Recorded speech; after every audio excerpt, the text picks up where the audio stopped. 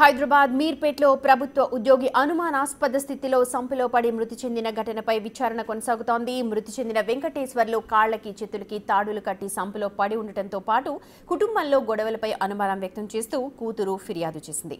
మరోవైపు గత కొన్ని సంవత్సరాల నుంచి భార్య కొడుకుతో గొడవలు ఉన్నాయని ఆమె చెబుతూ ఉన్నారు. పోస్టుమార్టం రిపోర్ట్ వచ్చాక అన్ని విషయాలు బయటకొస్తాయని పోలీసులు అంటున్నారు. ప్రస్తుతం కూతురిచ్చిన ఫిర్యాదు మేరకే అనుమానాస్పద మృతి కేసుగా నమోదు చేశామంటూ ఉన్నారు. పూర్తి వివరాలను మా ప్రతినిధి సుజాత అందిస్తారు.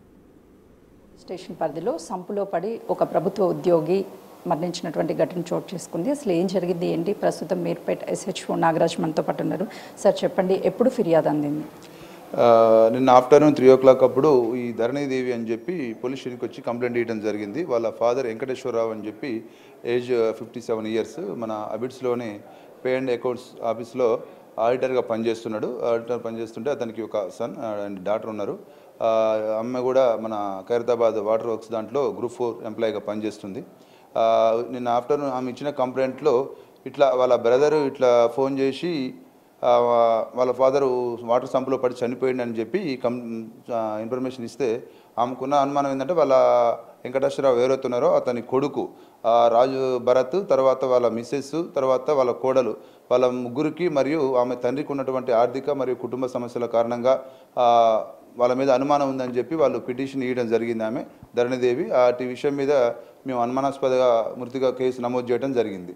సార్, అంటే తెల్లవారుజామున 3-4 గంటల ప్రాంతంలో జరిగిందని వాళ్ళ కుటుంబ సభ్యులు చెప్తున్నారు. జరిగిన వెంటనే మీకు వెంకటేశ్వర్ల భార్య కానీ కొడుకు కానీ కాల్ చేసి ఏమన్నా ఫిర్యాదు చేశారు?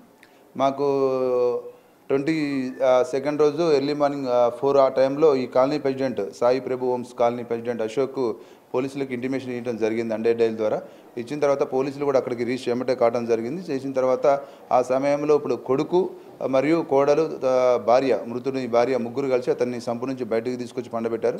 తర్వాత చికిత్స గురించి అని చెప్పి మన ఏరియా హాస్పిటల్కి తీసుకొని పోగా అప్పటికే చనిపోయింది అని చెప్పారు. తన చేతికి కాళ్ళకి తాడులతో కట్టేసి ఉన్నారు.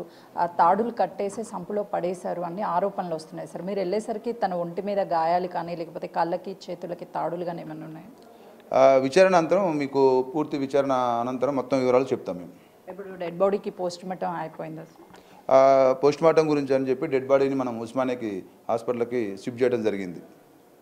ప్రస్తుతం అయితే ఈ కేసుకి సంబంధించి వెంకటేశ్వర్ల కూతురు ఫిర్యాదు మేరకు అనుమానాస్పద స్థితి కేసుగా నమోదు చేశాము. కేసుని ఇన్వెస్టిగేషన్ చేస్తున్నాం. ఫర్దర్గా ఏదైతే పోస్టుమార్టం రిపోర్ట్ వచ్చిన అనంతరం కూడా అసలు ఏం జరిగింది ఏంటి అన్న విషయాలు వెలుగులోకి వచ్చే అవకాశం చాలా స్పష్టంగా కనిపిస్తుంది. కెమెరామెన్ పవన్తో సుజాత, మీర్పేట్ పోలీస్ స్టేషన్.